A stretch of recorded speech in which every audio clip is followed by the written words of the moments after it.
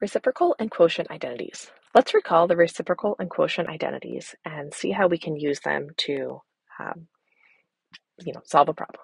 So quotient identity just tells me that I can write tangent of t in terms of sine of t over cosine of t.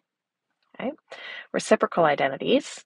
So we have, let's see, secant of t is the same as 1 over cosine of t. Cosecant of t is 1 over sine of t, and cotangent of t is 1 over tan of t. We can use the quotient identity to say, if cotan of t is 1 over tan t, then it's just the reciprocal of tangent.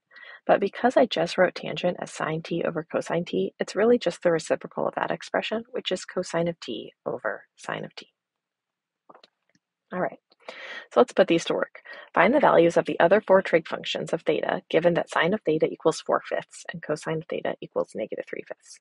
Now, there could be more than one way to solve a problem like this, but here we're just practicing using these identities. Okay, so I'm only given sine and cosine, and yet I should be able to find all the other ones because I can write all of the other functions in terms of sine and cosine. So that's really helpful. So let's just get to it. So if I have secant, up here we're using t, down here we're using theta. It doesn't matter, it's just what we're referring to the angle as. Okay, but we want to be consistent. So in this problem we're using theta, so we'll use theta the whole way through. So secant of theta is 1 over the cosine of theta.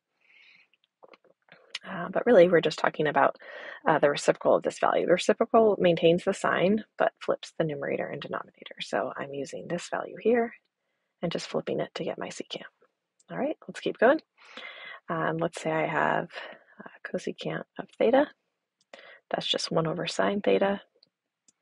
And that means just taking the reciprocal of this value. And so my answer will be 5/4. All right. What else do we have? How about tangent of theta? Tangent of theta, I know I can just write as sine of theta over cosine of theta. Sine of theta is 4/5.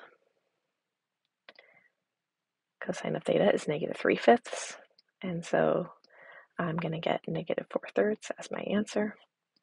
And since the cotan of theta is just the reciprocal of tangent, I get 1 over tan of theta. And again, this is just telling me that I have the reciprocal of the output of tangent, which the reciprocal of -4/3 is just -3/4.